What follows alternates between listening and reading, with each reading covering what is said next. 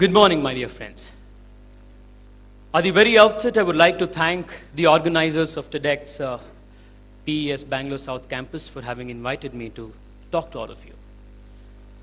Friends, India is a very young country. 1 out of 4 people in this country are like you and me, within less than 30 years of age. And in a political democracy like ours, a parliamentary democracy like ours, the political system is the lifeline of the country. Every aspect of our country is affected by the health of this political system. Sadly today, this one system, the political system which was intended and created to solve the problems of the country, has in itself become the biggest problem for the country. People say that young people should get into politics, and then with more number of young people getting into politics, there's hope for the system to change. I have spoken and interacted with thousands of young people who are extremely keen on getting into the system, to change the system for the better, but all of them are extremely apprehensive and say that the system inhibits, the system discourages them from getting into the system. We have a system where the sole determinant of success depends upon caste, money power, and the influence of money or dynastic affiliations. Take the case of a young man who wants to get into a political system. He joins the youth wing of a particular party. None of our political parties have a decent and a formal stipend mechanism to encourage these sort of young people. Without such a system in place, this young man starts getting into wheeling dealings, petty corruptions, and that's how corruption is started at the very initial stage. Even though he puts in 10 years or decades of hard work for the party, when the time of the election comes, how is it that the candidate is selected for the elections? Who gets the party ticket? That one man who is born in a particular family, or that man who has enough control over money and who can bring enough money to the game of this politics gets the ticket. This is a system where meritocracy is not respected, where talent is not respected. In this system where hard work and sincerity is not rewarded. Can we ask our young people in this country, can we encourage them to get into a system like this? This problem of young people not being encouraged, not being welcomed by the political system is just a symptom of a larger malaise that is afflicting the body polity of this country. So what is this larger problem? The first past the post system that we are following in this country, dear friends, is encouraging people to group the population into splinters, into new groups across caste and religious lines. It is not encouraging or incentivizing parties and candidates to appeal to people on a broad-based appeal. Let me give an example of how representative our representative politics and democracy is. Supposedly in your area, there are 100 votes, 100 electors. And the average turnout in our elections is about 50%. So consider that if you want to win this particular election where 50% of the 100 have voted, if you can manage to get 20 to 20 people to vote for you, you can win. And how does this translate on the national picture? In the 15th Lok Sabha, the present one that we are in, the two national principal parties of this country, the Congress and the BJP, got only 28% and 18% of the total national vote respectively. So here is a classic case of a minority of electors voting the majority of our legislators. So how representative is this party, is this governance? And then we come to the second problem of dynasty. Can you believe that in the present Lok Sabha, there is not even one single person, not single parliamentarian in the 15th Lok Sabha, below the age of 30 years, who does not come from a political family? Not even one single honorable exception. And as far as those young people in the bracket of 30 to 40 years is concerned, 70% of them hail from political families. Can we have a David Cameron in India? Can we have a Barack Obama in India, who without any strong political background rose to occupy the highest offices in their country based on the sheer merit of their talent, based on their sheer competence and capability? So what is this dynasty and these caste-based politics doing to the country? Like all of you know, the best friends of dynastic politics is mediocrity and sycophancy, while the enemies of dynastic politics is meritocracy. Supposedly take a leader who is a leader because he is born in a particular family. So what are the kind of leaders who he will encourage, whom he will groom? And what are the kind of leaders this dynastic leader will appoint to public offices?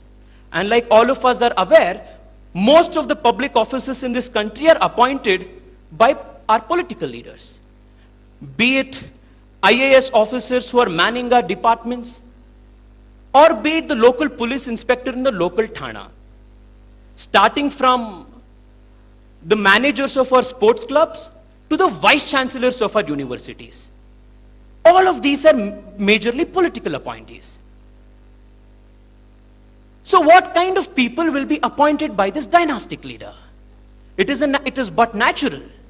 If you have second-rate leaders, second-rate people, choosing a new set of people, be very certain that the new set of people that they will be choosing will be third-rate people. So what are we getting in turn? Institutions of public delivery, institutions of governance, in which excellence had to be given utmost importance, are crumbling every single day. So this brings us to the third problem. Now because we are choosing our leaders because he belongs to a particular caste, he can control or appease a section of votes, and because he is born in a political family, this has resulted in the decline of and deterioration of the quality of our institutions. Political parties and political leaders are not able to successfully deliver public goods and public services. And now because they are failing in delivering public services, they very efficiently deliver private services during the time of elections. This brings us to the next problem of the humongous amount of money that we are spending in elections. Go and ask any elected legislator, elected parliamentarian. He'll accept in private the amount of money he has spent on elections. It's humongous. Nothing less than 4 to 5 crores to win an assembly election, and nothing short of 10 to 15 crores to win a parliamentary election. So what is this corruption in election leading us to? It is leading us to the next problem. This corruption, this whole corruption in elections is leading us and making the entire political system into a return on investment model. So the one who wants to get into politics thinks that the best method of getting the best returns on his investment is to invest in politics. And the moment he steps inside office, the first step that he takes is to reap the benefits of the office, and then this whole rent-seeking, corruption, and the nexus between the businessman, the contractor, the politician, and the bureaucrat starts. So what have we done of our system? So the system is not representative enough. This system is not putting power in the hands of people who have the competence, the aptitude, and integrity to lead this country forward. More importantly, it is discouraging young people, discouraging talented new people who want to get into the party, get into the system. And more importantly, it is corroding the very vitals, the foundation blocks of this country's parliamentary democracy, that is the political parties themselves. As young people of this country, what hope can we have? What changes can we bring to this? Friends, I agree that there are many other pressing issues that this country needs to tackle. Not one of our higher education institutes in this country figure in the top 200 in the world. In the past 10 years, every single year on an average, more than 15,000 farmers are committing suicides. There are millions of people in this country who do not have adequate 2 square meals a day. I agree that there are many pressing challenges. But you and I should understand that all these challenges can be, long-lasting solutions to all these problems can be found if we correct this political system. This is the mother of all problems. So how do we do this? There are a lot of innovative solutions. Say, for example, if we want to curb the influence of caste in the electoral scenario, can we cut and resize our constituencies in such a way that no one caste or no one religion becomes the decisive majority? Can we also, instead of the first past the post system, bring in 50% plus one vote to win system? Can we also bring systems like preferential voting, which will induce and encourage voters and political parties to appeal to the electorate on broad-based issues rather than sectarian and narrow appeals? Thankfully, even 65 years after our journey as a republic, not one political party had come forward to stop the menace of criminals in politics. Thankfully, the Supreme Court intervened, and we have this Supreme Court order which bans convicted criminals from entering the parliament. Can we go a step ahead? Can we think of how to prevent people with criminal antecedents to even enter the system? Can we bring in a legislation which bars people who have been charge-sheeted of committing heinous offenses? 6 months prior to the parliament, prior to the elections, can we bar such people from contesting elections until the completion of their trials? And then we come to the question of money, and this is a very complex question. Can we think of new solutions? Can we talk to stakeholders who are involved in the political process? Can we think whether state funding of elections will help reduce this problem? Can we think of more effective and enforcement measures to curb the menace of freebies during elections? Can we think of institutionalizing mechanisms through which transparent funding for political parties and candidates can be brought about? And to address the problem at its root, can we also think of tackling and pumping out the black money from the country's system? If we are successful in doing this, this is going to have a large impact on the country's political scenario. One, it is not only going to make this whole politics of return on investment model politics go away, but more importantly, it will encourage new people who come from modest backgrounds. It is going to encourage you and me, normal people, to get into the political system and try to change the political system for the better. More importantly, today, most of the political parties function, and if you look at the second generation leaders in most of our political parties, they are all dynasts. And the reason that they are there where they are is because they are inheritors of both the monetary and the political legacy of their fathers and their family. If we can curb the menace of power and menace of money in the political system, then there will definitely be a reasonable amount of internal democracy in the party. Today, none of the political parties can actually think of bringing political internal democracy in any party. Friends, all of this can be done. It's very simple. You need not have a constitutional amendment for many of these suggestions that I told. Simple amendments to a few statutes here and there will suffice, it will serve the purpose. But the question is, who will do it? The question is, will the ones who are presently occupying these positions, the present lot, will they deliver these goods? How can those people who are benefiting from the status quo usher in change? So who will bell the cat? The answer is right before me. In the youth of this country, in the young people of this country. You and I have to take this initiative. We have to go forward. Armchair cynics will say that this is a very difficult proposition. Our plans and dreams are mere wishful thinking. But not all is lost. We need not lose hope. Let me give a small anecdote. Let me narrate before you a small anecdote that is very touching and in fact shows why there is hope in the political system of this country.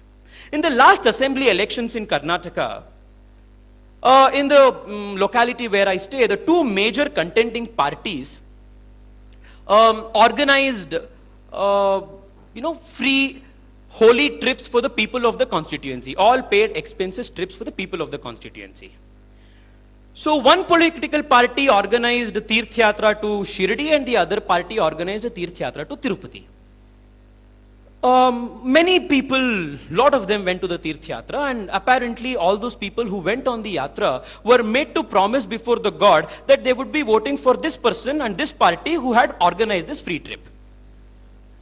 Very interestingly, there was this one very old woman who had been to both these trips. I asked her, but she told I hadn't been to Shirdi, neither had I been to Tirupati, so they were organizing a free trip. I thought, why shouldn't I go? Then I asked her, they have made you promise before God, how do you manage that conflict of interest? She's a very poor lady, old poor lady, and not this urban cosmopolitan person. The answer she gave me just baffled me. She told me that at every holy place she went, she offered some money before God and begged her forgiveness, and forgiveness because she would be breaking the promise, because she intended to vote for a third candidate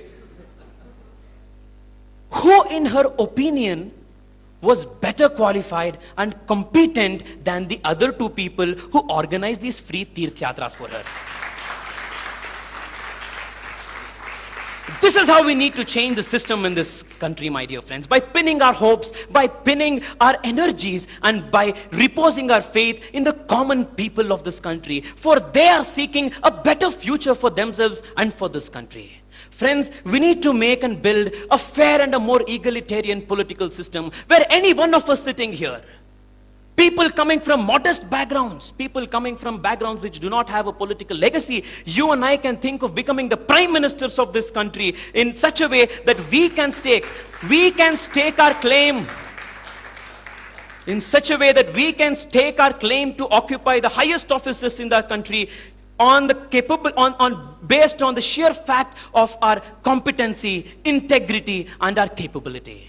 I would like to leave you all with the ominous words of Dr. B.R. Ambedkar, one of the principal architects of the country's constitution, which he spoke on the Constituent Assembly of this country.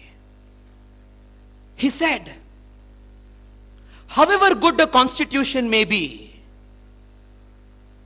it may turn out to be a bad constitution if the people who are called to work it are a bad lot.